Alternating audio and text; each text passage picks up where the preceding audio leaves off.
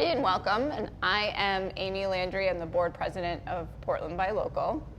As you've probably seen, because you've been getting my emails, we're kind of in a rebuilding phase. The pandemic was not nice to anybody, especially nonprofits. So we are here to rebuild this organization, and we've taken a little bit of a different focus as well.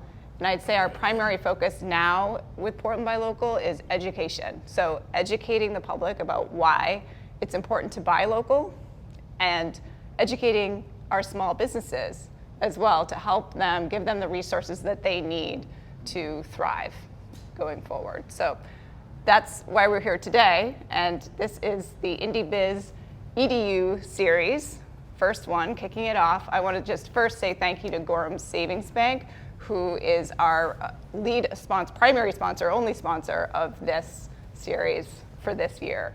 So thank you, Gorham, as always, for their continued support.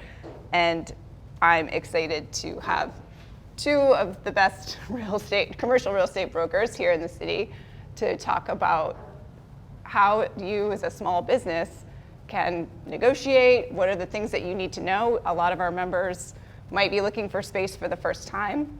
They might be needing to renegotiate their lease, or they might be thinking about buying. It's actually a decent time to buy right now as well, because there hasn't been a lot of interest in commercial real estate in the last couple of years with the pandemic. So anyway, so I'm gonna let our speakers introduce themselves, because I think you always do a better job than someone else. So why don't we start with you, Nate, over here. My name is Nate Stevens. I'm a partner and designated broker at the Bolus Company. I've been in commercial real estate for about 18 years now, 16 here in Portland. But I am from Portland, born and bred, played soccer across the street in middle school. But I really kind of touch on all different types of commercial real estate, whether that's multifamily, industrial, office, retail, investment. I would say geographically, that's more in the greater Portland area, though deals from Kittery to Augusta. I work with all different types of companies, especially in the office environment, from small local companies to large corporate companies, nonprofits, startups, small businesses, big businesses, you name it. So really a lot of experience across the board. And I currently live in Portland. My wife Jane and 10-year-old son Carter. Jen Small, I'm a partner and broker at Malone Commercial Brokers. I too have been in this business longer than I probably want to admit, over 20 years at this point. Yeah, most of us in this industry work in all sectors of real estate. It's not like the big cities in New York, where sometimes you're working on just office space from even floors 1 to 10. Work in retail, office, investment, work with a lot of local groups like yourselves, national groups that come to town, and nonprofits as well. So excited to be here today. And I was telling these guys that it's it's interesting to be here at Rising Tide at 9 o'clock in the morning. Yes, we're at Rising Tide Brewery for those online. Yeah, so excited to be here and happy to give you guys some insight, and hopefully we can be helpful to try to pave a roadmap for you guys to move forward on your commercial needs. So, icebreaker question. What is the last locally owned independent business that you spent money at, and why do you love them? I don't remember, but there's a very good chance that it was Maine Hardware, because I think I go there both Saturday and Sunday, maybe twice on Saturday and one on Sunday. But that's just a great business, because they will tell you exactly what you need. You just walk in, there's someone there, and you'd be like, I got this screw and it needs to go in there. And the guy says, go right here, this is what you need. Well, they'll hold your hand, and take you right there. But if it wasn't Maine Hardware, then it was definitely Rosemont Market, because I probably go there 5 times a week too. So. Mine was, there's two. So mine was Tandem Bakery on my way in, where I got a nice croissant bakery thing and a cup of coffee, and then I balanced that out later in the day with Blake Orchard with a smoothie bowl to try to counterbalance the breakfast. So both two great, awesome local groups here in Portland. Excellent. So you got 2 of them in there. Awesome. Yeah, I got 2 in. Yeah. So starting out, like I alluded to before, the pandemic really shook up, particularly commercial real estate. I remember, as people know, that my husband also works in real estate, and so I saw this kind of in the household as it unfolded. So what's changed? You know, what did that do? So what changed, what didn't change, and what do you see for the near term?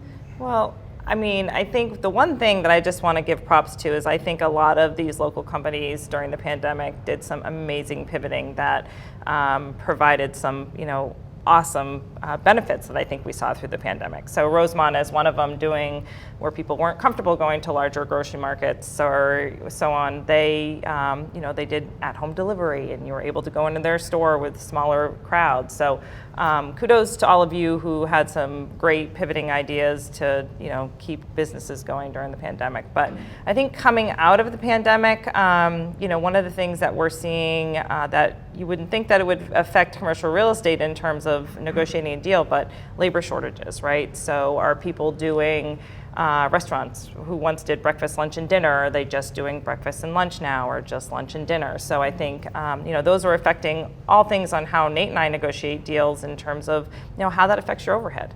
And then obviously inflation is having a great impact on these local groups and national groups, everybody. In terms of, you know, usually when you do leases, there's an increase each year. So, you know, that was once a very predictable thing for us to negotiate, you know, several years ago. And I think that's becoming a lot more unpredictable, both for the landlord and tenant. And it's taken some creativity to kind of find middle ground where, you know, both the tenant and the landlord can settle on something that works for both of them. So I think those are two high points. Yeah, I think if we break it down into different sectors, you know, you look at the industrial spaces, industrial markets, nothing changed. Actually, that just got stronger and tighter, and lease rates doubled, and that's a crazy market, especially for small local businesses. If you have a 2,000 or 3,000 square foot warehouse and your lease is coming up for renewal, the landlord's going to increase your rent probably 50%. Or if you need to relocate and grow, trying to find something's almost impossible. Yep. In the retail market, that was the hardest hit, the first hit, you know, obviously with the shutdowns, but it's done actually, as Jen mentioned, amazing job, especially from small local companies, just really rebounding and doing quite well right now, though definitely labor shortages hurting, especially the food and beverage industry. From the office market, you know, the work from home, which probably everyone in this room did, and online, I'd say the office market was probably the biggest change. And I think what didn't change with regards to office space is that I think we've discovered almost every company needs office space. Yep. Now, I'm only aware of one company that said, that's it, we're going remote, you know, we're out. But then everyone else has stayed in the office environment. Now, what has changed is the way that these office users use their office space. You know, it's not 20 people that come into the office every day and go to their offices and sit there for 8 hours and then leave and go home. You know, this hybrid work plan, everyone seems to be embracing that at some level. You know, whether it's Fridays as a work from home day for everyone, or everyone needs to be in Tuesday, Wednesday, Thursday. That's really what's changed. And, you know, speaking with the interior architects and interior designers about, you know, how different companies utilize different space is really interesting, because that's the other thing that's come out of this, is that we've all realized that every different company, every different type of company in the office environment needs something different. And it is no longer a one-shoe-fits-all environment. And, you know, it used to be, all right, well, you need 3,000 square feet, you need 5 offices, a conference room, and a reception area. Great, you know, there are a lot of companies that can fit into that. It's no longer that case, and we'll probably get into how that's creating challenges and opportunities a little bit. But I'd say that's probably, with the office market, the biggest difference between change. And to play on that a little bit too, the office market, having people in downtown or, you know, in the suburban market, those feed the retailers as well, right? So you need people in the office buildings to go to lunch and grab that sandwich, or go to Rosemont, you know, on their way home, or what have you. So not having people in the office and having people in the office has changed patterns in terms of how people purchase things as well. So it's, while they're not unrelated, they are very much related and depend on one another to keep everything working. So we got a few questions ahead of time from our membership. So one was, should I always work with a leasing agent, or should I go direct to the listing broker, and does it depend? Go ahead. I'll tell you this one. I'm not going to say this because I'm I'm a broker. But I'm going to say this, that yeah, you should. And 99% of the time, when maybe you shouldn't or don't have to, is if you have an office at your house and you need to get out, you just want a 200 square foot office somewhere, you might have better luck just looking on Craigslist for a little office, being honest, you know what I mean? Unless, I work with a lot of friends and family and neighbors that need a little office, happy to help. But honestly, you might not necessarily need a broker because there's really not a lot to negotiate with a 200 square foot office. You know what I mean? It's a short-term lease, it is what it is, you're gonna take it, it's not a lot of negotiation. However, why not work with a broker? The majority of the time, unless it's a consulting or advisory role, the tenant doesn't pay their broker, that's paid from the landlord. And you need someone on your side, you know what I mean? What are the market conditions? What is a market rent? What is available for incentives in terms of free rent? Will the landlord do any work? How do you negotiate that? What is the balance between getting a good deal on the rent, but then offsetting that with no work to the space? Or do you want work to the space and you'll pay the asking rent? So there's a lot of little things. And in addition to landlords, who is your landlord going to be? We know all the landlords in town. And so I can tell you exactly what type of landlord this is going to be. Is it going to fit with your personality? Is it going to fit with your business type? Is it not? These are things that someone's trying to help you and they're on your side. So I always suggest talking with someone, and the earlier the better too in your process. I agree 100%. I mean, it's just somebody on your side. And like Nate said, if you're a tenant, we get paid by the landlord, or if you're a buyer, we often get paid by the seller. So that's 99.9% of the time how it works out. So, we're here working for you guys and use us as a resource, as I tell all my clients, so it's not something you do every day. It's something that, we live and breathe. So, what seems, you don't know what you're missing until, it's sometimes too late. So absolutely work with a broker, and there are a lot of good ones in the city. So. Yeah. And at the very least, too, to add to that, you have a business to run, and that's your job. Our job is to run around and look at spaces and put together spreadsheets comparing options to options. So what's best for your use of time is not necessarily doing things that we can help with. So we're really kind of to take those problems off your plate and help. So make them ours. Yeah. So can you talk a little bit about what the most common commercial leases are, as well as the most common lease terms? So, there's two ways to structure a lease, and at the end of the day, they kind of come out the same for the tenant. So there's a triple net lease and a modified gross lease. So when you're doing a triple net lease, I'll just kind of use round numbers. So if the space is $10 a square foot triple net, there's an additional per square foot cost that you would have above and beyond that base rent. And that additional per square foot cost, say it's $5, is going to cover your pro rata share of the operating expenses for that building. So your real estate taxes, your insurance, the plowing, the landscaping, property management fee. So you would be paying that $10 a square foot and that triple net cost to cover your pro rata share of the operating expenses for a total rent of $15, right? And contrary to that, if it was a modified gross lease, it may say it's $15 a square foot modified gross.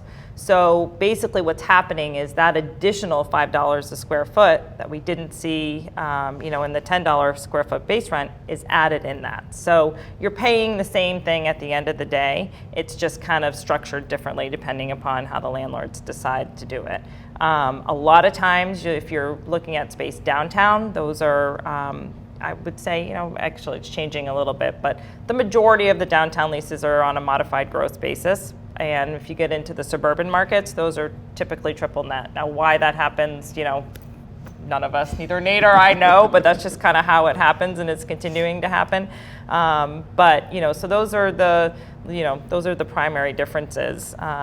In terms of lease terms, it really varies, and I think it has to do a lot with what you guys are doing. So if Rising Tide, for example, were to come in here and this was a raw warehouse space and they needed to gut it and put in new ceilings, bring their equipment in, add bathrooms, add special brewing equipment or whatever it might be, they have an investment in the space. You as a tenant have an investment in the space. So if you're putting, if you have loans out or you're putting debt on any of the, infrastructure that you're putting in the space, you want to make sure you have a long enough lease term where you can, kind of get that back. You don't want to be putting $150,000 in the space and you have a 2-year or 3-year lease term, so you certainly want to have, protect your investment in the space as well. So I think if you had to ask me, the, thumb answer is, 3 to 5 years is probably a normal lease for a smaller tenant. However, that greatly depends upon a lot of details that, another reason to hire a broker that Nate and I or anybody that you hire can help work through. So there's also the gross lease, which you don't see as often. No. And you'll see that on smaller spaces. But that includes everything Jen talked about, plus your utilities, sometimes your internet. Even a modified gross lease, though, sometimes can include heat. Maybe there's a lot of different gray areas, and once again, another reason to speak with a professional. I'd say for smaller companies that are growing, or that are really trying to create budgets, modified gross is usually a little easier because you know what those expenses are. So if you sign a 5-year lease, those expenses are pretty more predictable. You'll have like a 2 or 3% increase per year. The triple nets are what the triple nets are. They go up, they go down. Usually when they go down, you don't save anything. But so that's what I found with smaller companies that are getting up and running. It's just a little easier to budget. Yep. So elephant in the room, leases and rental costs have gone up, right? They're going up. And it's also, that's tough for our small business community. So how do they negotiate? What kind of programs are there? How do they save money or try to reduce the costs? Sure. Well, there are 2 rumors that I want to squash. Jen and I were talking about this beforehand. The first is that lease costs have gone up because for the industrial world, they have. For the retail world, they're relatively flat. For the office world, they're flat, if not going down a little bit, or at least there are a lot more incentives available. The other rumor is that people think that the office market was hit really hard from the pandemic, so there must just be thousands of options for everyone out there.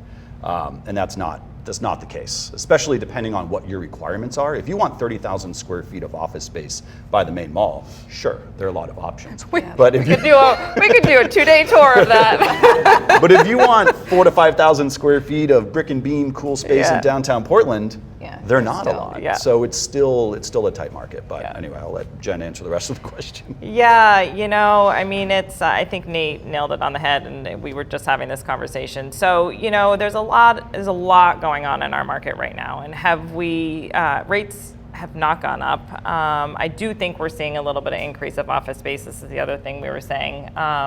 In the vacancy rates. In the vacancy rates. So, and I think the one thing that Nate and I were talking about, there's a lot of shadow space coming on. So we're talking about direct leases with the landlord, right? So if you owned a building and I had a lease with you, that's a direct lease. But if I have the lease and I still have term with you, then I'm subletting space. So there's going to be a lot of shadow space coming on in the office market, I think.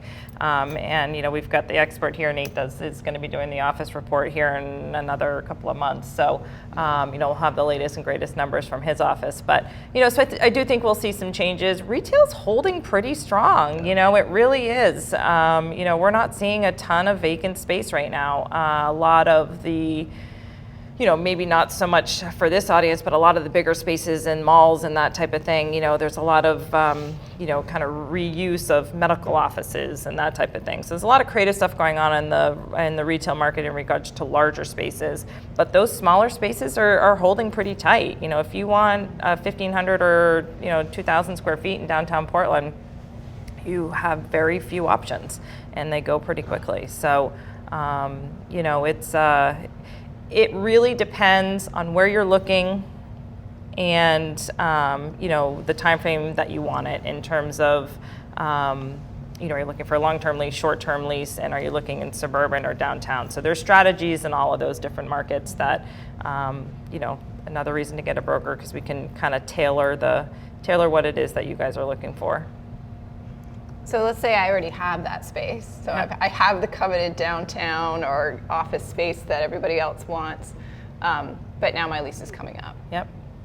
How do I renegotiate, and what are those landlords looking for that might actually save me a little money but give them something else that they want? Well, I always tell my landlords vacancy is expensive, right? So, I mean, I think you'll find the majority of the landlords in this market, assuming you've been a good tenant and paid your rent on time and so on and so forth, want to work with their existing tenants. So, it's one of those things, well, first you should look at your lease and see if you have an option. So a lot of times when we do a lease, if it's a 5-year lease, you may have a 3-year option of which the landlord is required to provide you that option.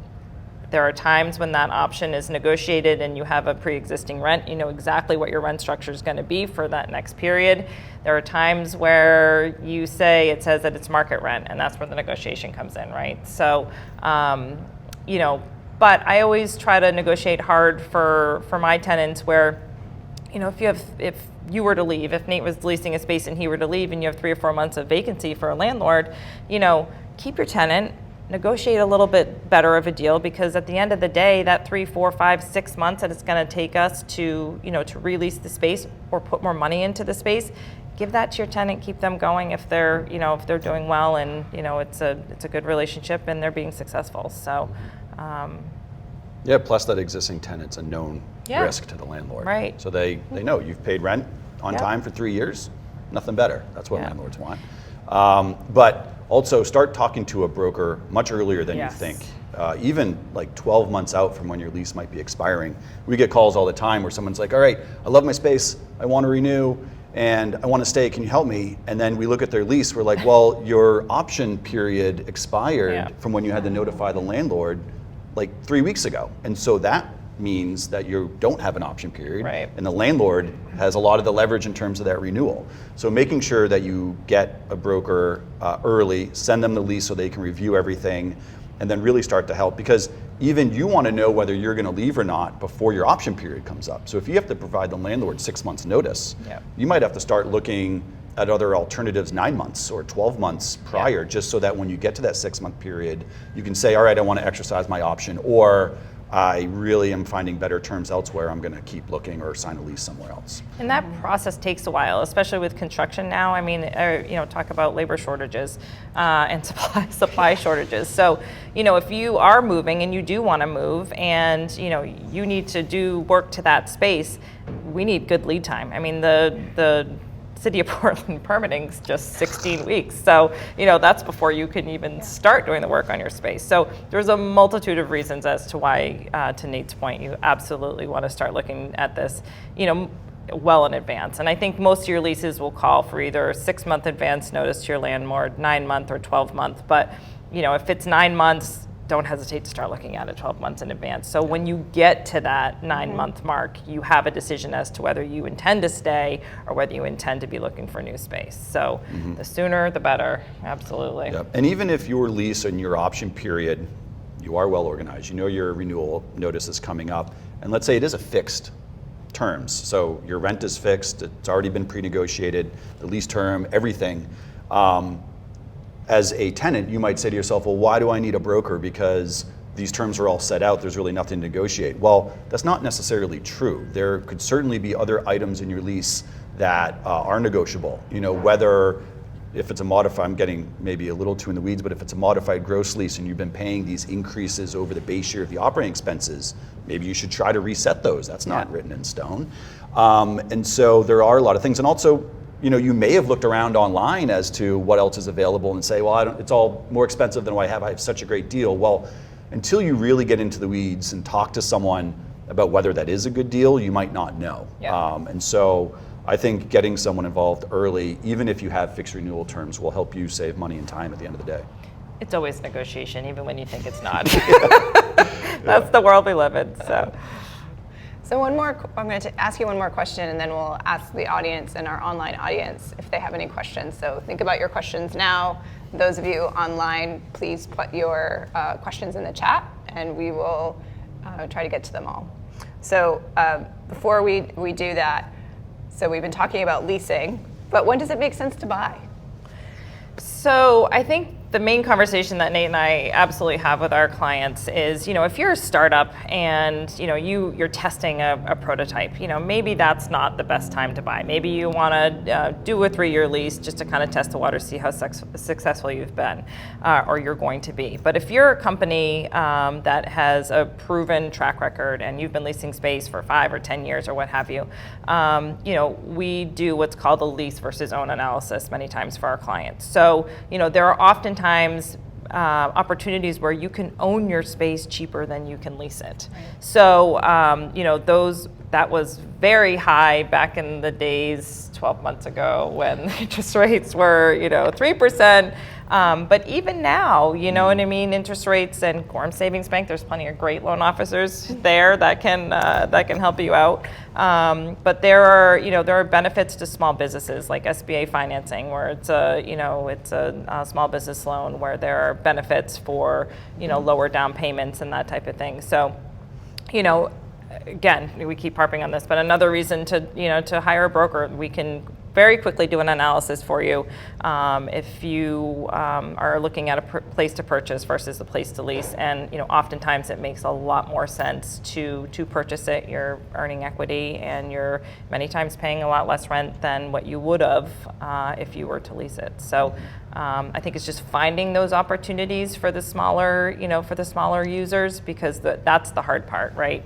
Finding that 1,000 square feet or 1,500 square feet that works for you. But there's also opportunities where maybe it's a larger property and you've got tenants in there and you have the opportunity to occupy that vacant space. So lots of scenarios that we can certainly talk you through. Or mixed use, yeah, maybe. Absolutely. Yeah. That benefits commercial. your business, right? Yeah. So I think what Jen was getting at too, with regards to whether your company has gotten to a place where it's fairly stable, not just financially, or your model, but also space-wise. Yep. Because leasing is great for companies that are constantly changing or growing or adapting, because it's a very flexible way to occupy a space. Yep. Your lease is up, great, you go find another one.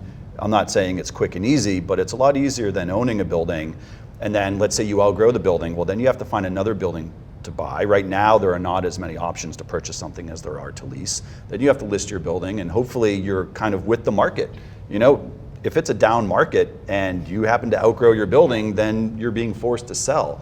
So you just really want to make sure that your company is in a good place where you can plan 3 to 5 years into the future, and also have the liquidity and a cash standpoint. Yep. For down payment, renovations, things of that nature. But at the same time, there are also different ways that you can own or occupy a building. You can purchase it as the company purchases the building, or you purchase it individually and then you lease it back to your company. Yep. Jen mentioned the SBA 504 loan or SBA loans in general.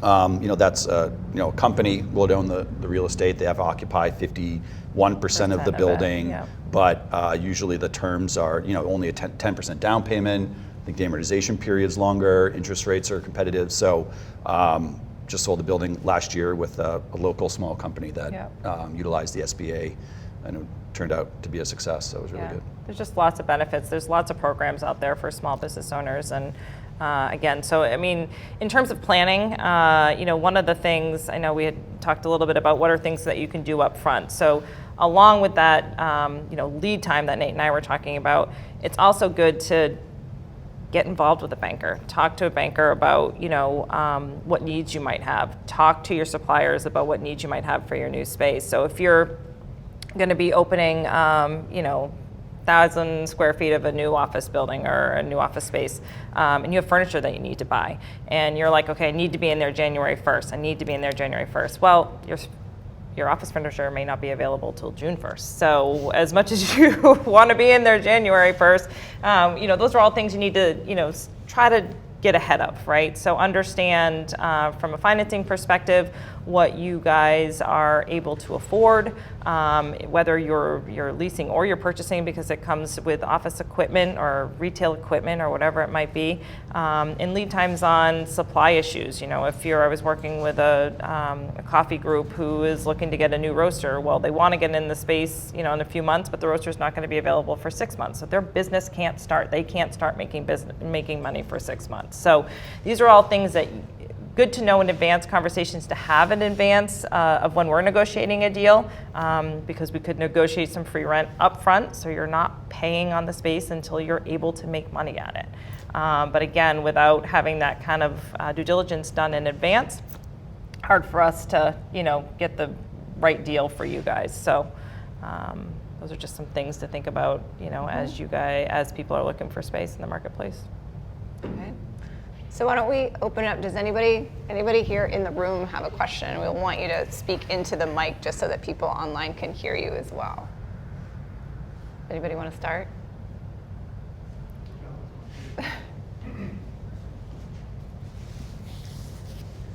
Hi, I was just wondering if you think that there's any neighborhoods in Portland where there's, especially a lot of opportunity in terms of affordability, but also just in terms of potential growth or visibility in the years ahead, and also if there's any areas, neighborhoods in Portland that are like particularly where there's not a lot of opportunity, or maybe they're kind of the opportunity's plateaued a bit.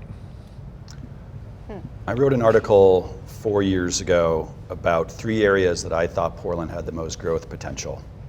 And I thought I was onto something, and then COVID hit. And then it just kind of like went back. I think we're there now. So some of the areas that I see a lot of potential are the Forest Avenue stretch, primarily between like USM and Woodford's Corner. I think there's a lot of really cool things that are happening. Some of them behind the scenes right now. USM putting the investment into their campus. The Friends of Woodford's Corner have really been doing a great job. They're great. So I think there's just a lot of energy. There are 2 neighborhoods that flank it. So especially for local companies, I think it's a great stretch. And even from Woodford's to Morrill's Corner, there are a lot of great opportunities, especially in the food and beverage industry. So I really like the Forest Avenue stretch. And the city of Portland they did a master plan maybe 10 years ago about, the 20-year vision of Forest Avenue. And I think they've even done some zone changes to reflect more housing, more dense construction, going up 3 or 4 stories, no longer single level development, and really just trying to bring the density and walkability to Forest Avenue. That's one. The other one I'd flagged was kind of the St. John Street and Conger Street area. I put that on there a little bit because of the Maine Med expansion, and that's really starting to take shape now. I really think that's going to change the way that people are accessing and coming and going from the hospital, the employees, having better access to that corner. And in terms of value, I still think there's some really great value opportunities for folks in that neighborhood. And then the other one, actually, I think I'd said West Bayside, but that's kind of long gone now. That one actually happened. That ship sailed, But yeah, Forest Avenue and St. John, I really think are And someone great who lives places. off Forest Avenue in one of those neighborhoods, I would love to see more businesses that I can walk to from my house. And there are a lot of people in those neighborhoods that will do that and support you. So much energy there too. Absolutely. And I think that's a change of the pandemic, right? So I agree wholeheartedly with Nate. He's right on. People are home more, whether it's in the morning and, they get their grocery shopping quickly, run down to Rosemont or whatever it might be. So habits have changed. And I think it's changed to, the areas that Nate spoke of, right? So people are home and their purchasing activities and habits and have changed and are benefiting those neighborhoods, I think. And downtown's getting expensive for a lot of small businesses. So it is an opportunity to have a cheaper alternative in a lot of instances. So get in now because that's subject to change too.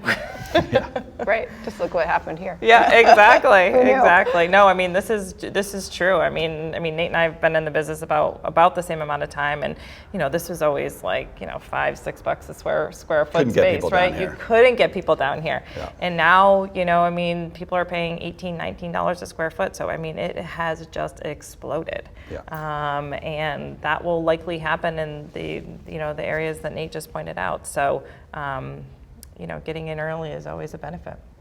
You heard it here first, right, Nate? Yeah. Unless you read the article first. Right, unless you read the article 4 years ago, bleep with Just the change pandemic. the date we're on back. it, Yeah. delete the Bayside stuff, and you can re-release it. Exactly. What other questions do we have from folks in the room? Yeah. I'm holding the mic, so I'll throw out one. If someone, say, was looking to relocate their business to Portland, say they're in Biddeford or Brunswick, or looking to make that next great move to Portland, can you think, are there unique things about the Portland market that maybe don't exist in surrounding areas that folks should know about? Yeah, I think there's if you're talking about Portland specifically, downtown Portland, I think, has some of our most, unique and cool type of real estate, right? So I love walking up Exchange Street, where you've got the brick and beams and, these little, kind of notches in downtown Portland. Like Gross Confection, for example. That was a Christmas tree shop for years and years and years, right? They redid that space. It is the coolest space. So there's, lots of, cool looking spaces, I think specifically in downtown. And, we're seeing it in other areas too.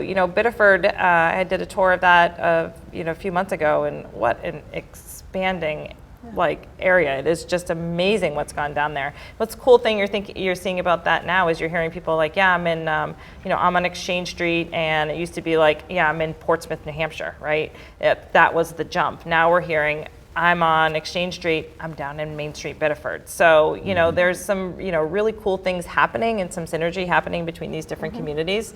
But, I would say most of our, and these neighborhood spaces that we were just speaking of, there's some cool kind of rehab of buildings that are happening, right? So these homes that are turning into bakeries, or they're turning into, warehouses that are turning into breweries or whatever. So there's been some really unique reuses in our area that I think Portland has seen and will continue to see moving forward. Yeah, I'll add to that by saying I think if you're coming from one of those areas, maybe it's Lewis and Auburn or Saco Biddeford into Portland, there's some obvious things to look out for. One, cost. The rent's going to be more in Portland. And landlords are not quite as motivated in Portland as they might be in some of these other other smaller towns that are trying to, build the community. A lot of landlords in Portland are like, yeah, we got it, we're there. The other thing with Portland, and you might have more opportunities though in Portland. There might be more options for you to look at. The other thing with Portland specific is that I love Portland, it's my town, but the permitting is atrocious, and I got to throw it out there because something's got to change. It is Yes. unbelievable. It's killing deals. I It mean, is it is 100% killing deals, hurting and it's business in Portland. costing people a lot more money. It's Yeah. 16 weeks for a building permit, Yeah. and that's like if things are clicking along perfectly. 6 months ago, we were telling people 12. Right. You know what I mean? Yeah. And then you It's find out getting it took them worse. 14. Yeah. And so we're always trying to help our clients Yeah. anticipate things. And we'll even go a little farther than, on the safe side. But that's one that is really, if you're coming into Portland, you really got to be cognizant of what the permitting, if you're going to be doing any build out or getting a permit, you have to be cognizant of that. And most people do, you know what I mean? Just to, build an office or a bathroom, or, you need to get a permit. So, and that will take you 16 weeks in the city of Portland. So it is, looking ahead and having that lead time, again, I mean, we can't stress it enough, is very important, especially when coming to a municipality with those type of delays for permitting. We've heard a lot of headaches of our local businesses just getting signage Oh, yeah. in the city Yep. of Portland. Yeah, that used to be a 3-week process. Right. Yep. And it's your livelihood, right? I mean, people need Yeah. to know you're here in order to, keep things rolling. So it's, it's a problem. But I do feel to be an opportunist here, I think that Portland is, with some of the referendum questions, and I want to get too political here, that a lot of them were shut down. I think the city is in a place where they can start anticipating the next 2 or 3 years. So, hiring a city manager and getting a lot more people on staff, they're able to do that now that they know what this structure is going to look like over the next couple of years. So I am hopeful that things will improve as we move here. Yeah, I agree. And Nate and I both sit on various boards where, we're advocates and trying to help do our best to try to fix this process and do what we can to advocate for you folks. So, you know, the good news is the community is aware and the community is active in trying to make some changes. Yeah. Don, do we have any more questions from the chat? Oh, we've got one over here. And the mic's not going to project your voice, Okay. but it's putting you on. Great, thank you so much. I love, this is so helpful, thank you. So I'm renegotiating my commercial lease, so this is extremely helpful for me. I have just two questions. One is, if you could just again reiterate what you're seeing the range of per square foot prices for commercial space in the Portland area. Will probably be more, much clearer than my husband and I trying to like summarize looking at the listings. And then the second question is I'm really interested in the potential to look to the future of I've been looking at residential spaces for my small business that I would have an outdoor area, and I have a children's art studio and retail shop, and I think it'd be great as I look at the Forest Ave area. And I'm really curious if people are doing that and if that's even a possibility. I'll start. The lease rate question is a dangerous one. I think. Is it office, retail, or all right? So it's an art studio, so maybe more. Yeah.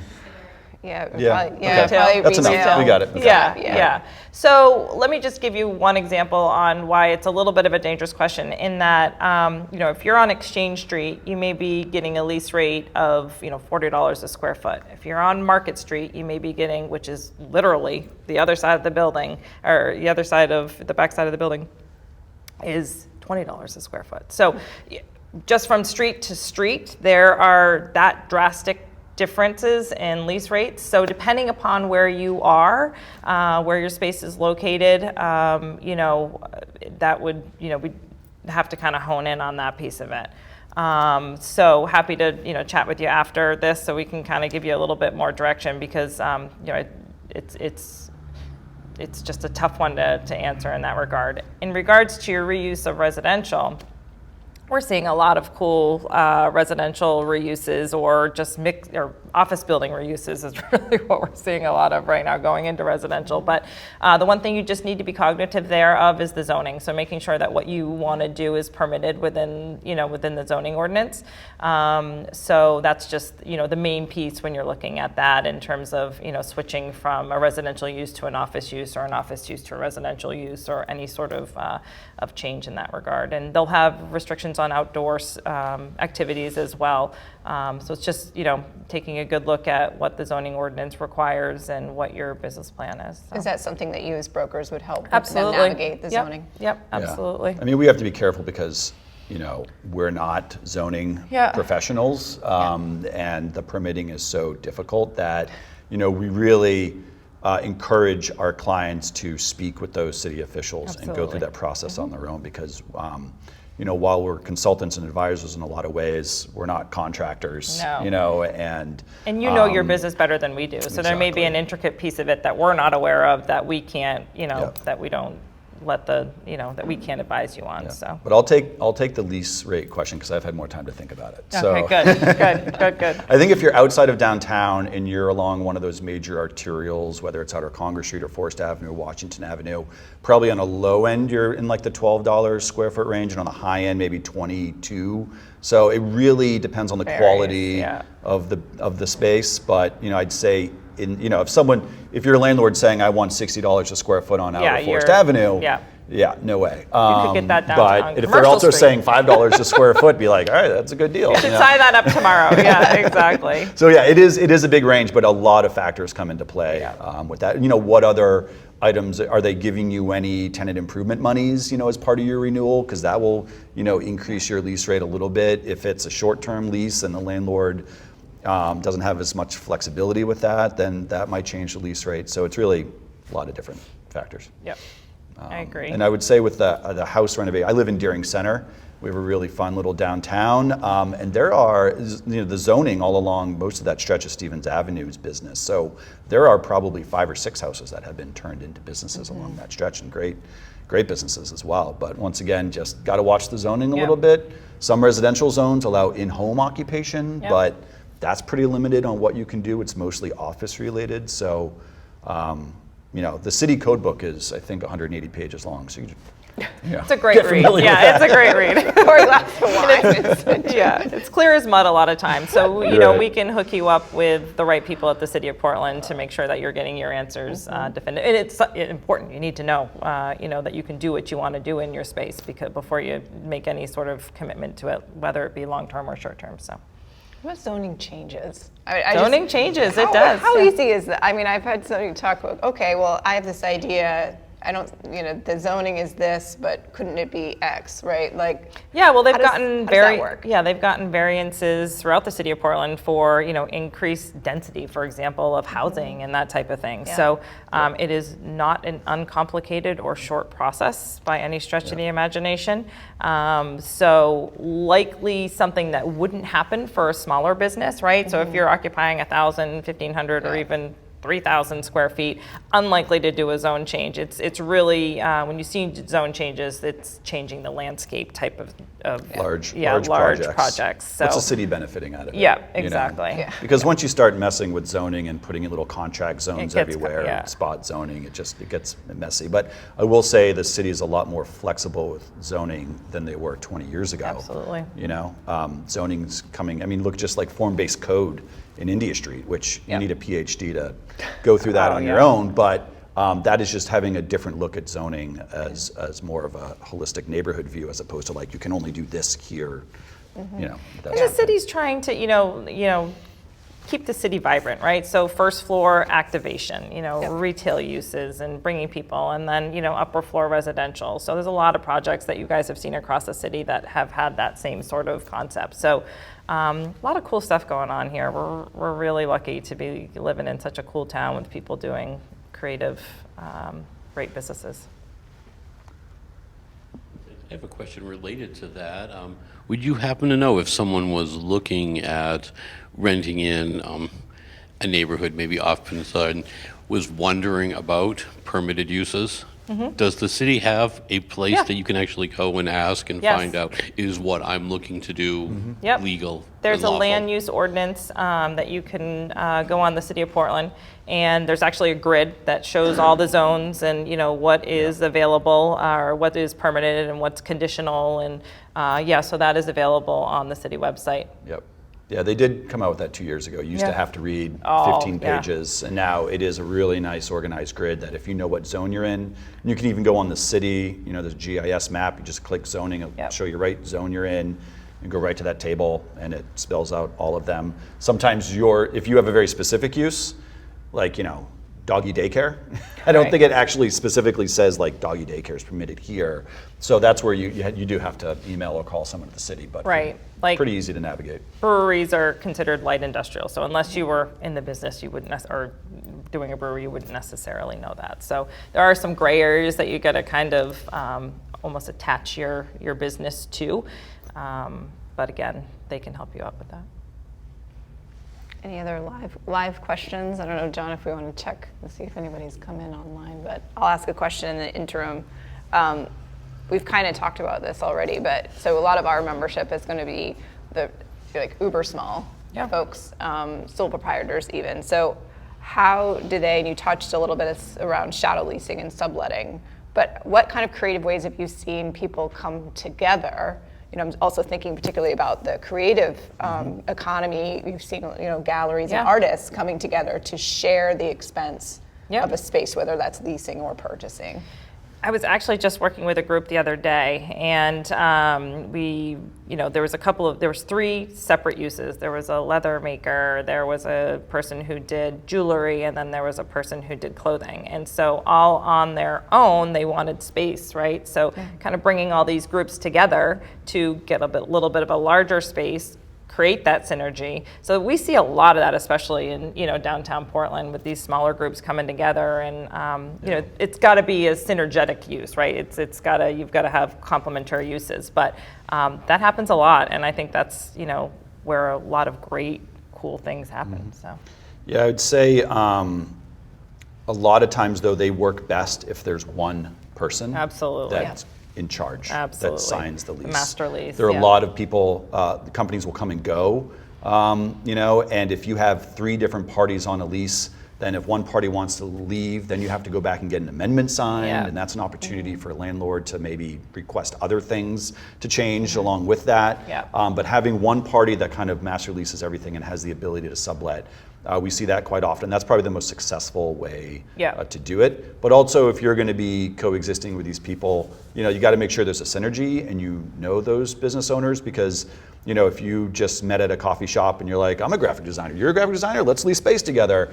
You might want to know them a little better, you know, because that can certainly complicate negotiations and the space and what you're looking for, and Especially if you're the one taking over the lease. So if Nate Yeah. and I were going together and Nate was the one who was taking on the master lease, I was like, yeah, I'll lease this space with you for 3 years. You need to have a side agreement with those people that you're protected through the term of your lease, because at the end of the day, Nate's the one on the hook and he wants to make sure that I'm going to be there through, you know, my committed time frame as well. So there are some little details that you need to work out, but Nate's absolutely right. And most landlords don't want to lease to 3 different people. They want a main point of contact, you know, to I've seen it where, you know, a landlord's getting 3 different checks from Oh, the yeah. same tenant, you know, it's yeah. just like an accounting nightmare Yeah. for a landlord, so.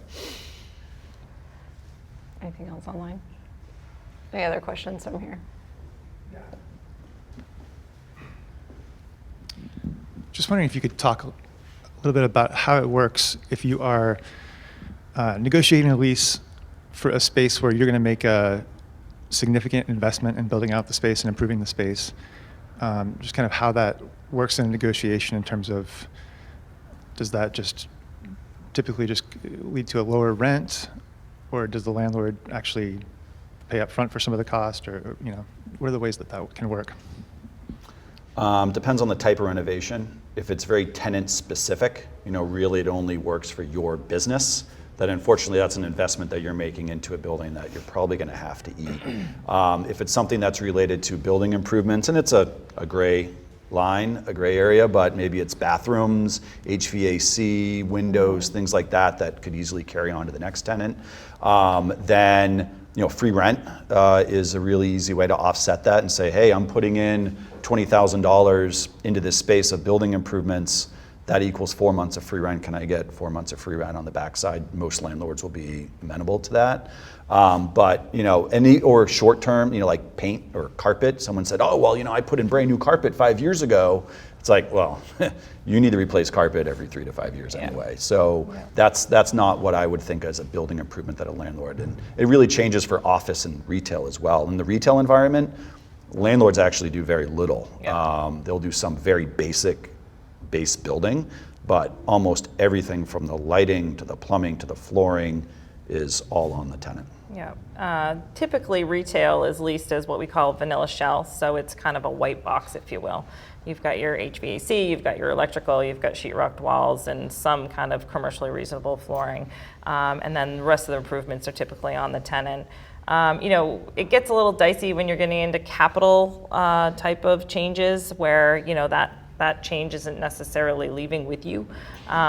So, you know, gym comes to mind where, you know, you have commercial, what we would call commercially reasonable HVAC to the space, heating and air conditioning, but you may need additional AC requirements and tonnage in order to kind of make it a comfortable environment for the gym. That's, you know, creating a much more heat than what you would. So the landlord would look at you typically and say, okay, I've given you what would be, you know, kind of standard, and anything above and beyond that is going to be on you because that's specific, more specific to your use. So that's just kind of one example as to, you know, kind of what would be on the landlord side and what would be on the tenant side. So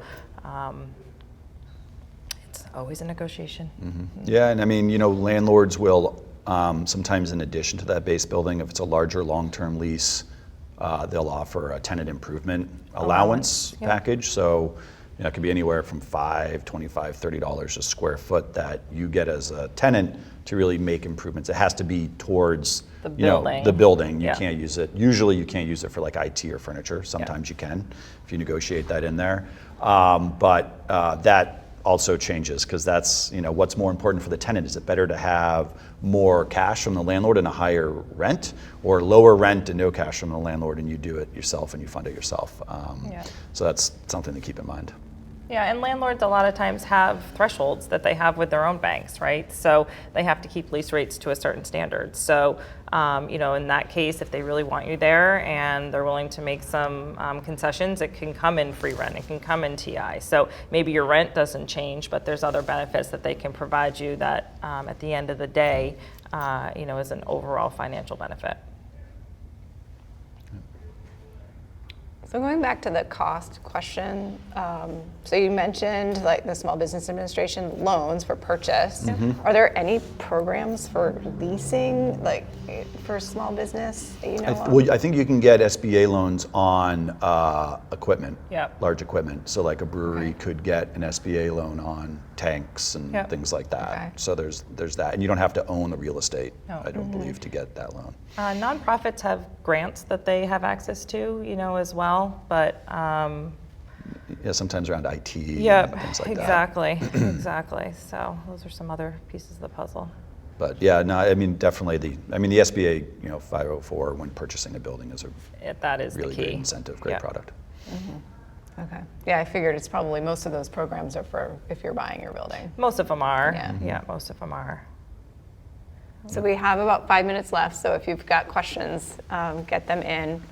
So and going back to this, I'm kind of now like, let's crystallize everything. So what is that landlord, what's the ideal tenant look like? And I know it's going to vary, but what are the few things that kind of go through all of your deals? So I think especially if you're a new commodity, if you're leasing space for the first time and no one knows what ABC company is, having a solid business plan, having something that the landlord could see that you've put thought into, you understand where you're going with your business, that's a benefit, because if you're not going to be successful, it's not going to work for you and it's not going to work for your landlord. So having a solid business plan, if you already are not an established entity, I think is key to landlords. And along that vein too, showing them that you've thought about what your financial commitments are and you understand what path it is or you need to take to get there. Those are all things that are going to be really beneficial for you moving forward in terms of having a landlord say, hey, this person's got it together, and they understand where they're going, and I'm willing to take that risk, because that is a risk. If you're a landlord and you're starting up a new business, they may love the idea, but they need to really understand that you've thought it through.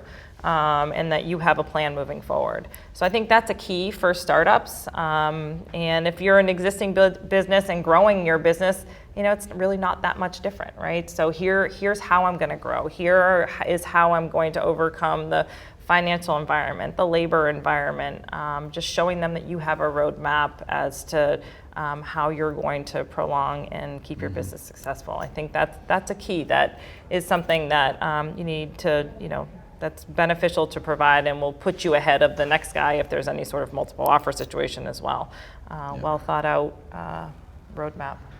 Cash too. I think everyone should be prepared. Cash is king. Cash is king, yeah. A landlord will want to look at the financial situation of the company, so Yep. be prepared to hand over profit and loss statements, bank accounts. They're going to want to see all that. For retail business, I know a lot of my landlord clients say, there needs to be at least 6 to 12 months of cash Yep. in the bank after your renovations, because you're not going to, a lot of business come in and be like, oh yeah, I'm going to be at this business plan by month 2. And it's like, no, you might be there by month 18. And so what are you using to feed that business, I think is really important. But be prepared for a landlord to ask for that. Also, be prepared for a landlord to ask for a personal guarantee. Yeah. All of your attorneys will probably yell at us for saying this, but a landlord is taking a risk. Yep. And 9 times out of 10, they are going to want a smaller local company to have a personal guarantee. So just be prepared for that as well. Yep.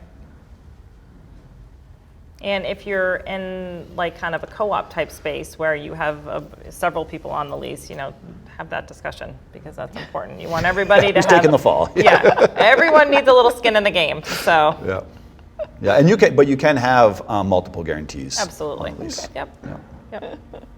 All right, top 3 tips for a small business. Small business. I would say lead time, because I think that Nate and I's hardest job is when you guys come to us and you're like, I need a space and I need it tomorrow. We can find you it, but there's a lot more that goes into it. So as much lead time as you can provide us, the better job we can do for you and find you the right space, because no one is getting what they want under the gun, right? And then I think, having that roadmap, whether you're a new business or you're expanding business, showing us and showing the landlord or your bank, if you're purchasing a property, what your next steps are and how you plan to tackle them, and what your projections are. So those are 2 key points. Okay, I'll add the third.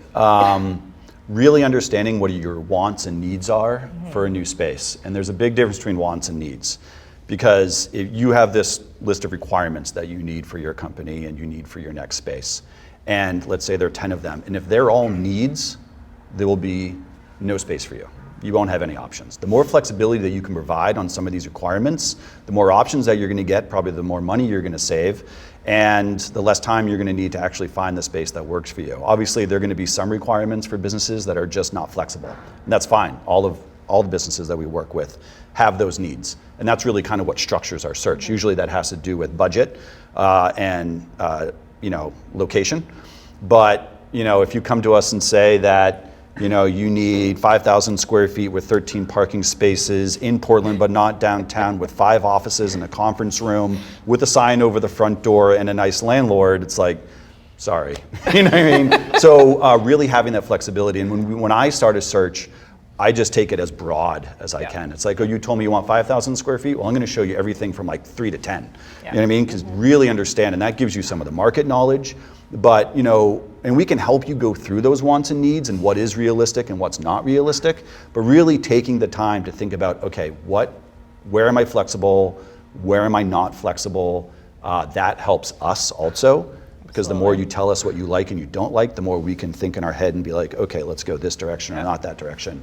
Or we're not wasting your time saying, come look at this space, this is perfect. And you get through and you're like, this is nothing that I want. Or it doesn't have floor drains, and I can't do a brewery without floor drains. Yeah. So, and the sewer's like 500 yards that way. Really, those wants and needs, I think, are a huge piece of just kicking things off. And especially for smaller local businesses, either relocating or growing or starting new. Yeah. It's important. All right. Well, thank you both for joining us today. Thank you to Gorham Savings Bank for sponsoring this. This recording is going to be available to members only on our website. So if you're a member, you'll be able to log in and find it there once it's done, as well as any others that we do. We'll go there. If you're not a member today, we encourage you to join. portlandbylocal.org, and you can click membership and find out more about how to either renew your membership or join us as a new member. And I'm sure folks might want to find you. So where can people find you if they need assistance? You can go to malonecommercialbrokers.com. All of my contact information, my cell phone is always the best place to reach me, or via email. So all of my contact info is there. Yeah, same. Bolus.com. BOULOS.com. I mean, Jen will take you. I'll take it. Yeah, exactly. Am I on the Malone website? Right, maybe. Anyway, easy to find. We're also both very Googleable. So. Yeah, exactly. Yeah. So thank you for having us today. Yeah, this is fun. It was Thank great. you. Thank you, everyone online. We'll see you soon.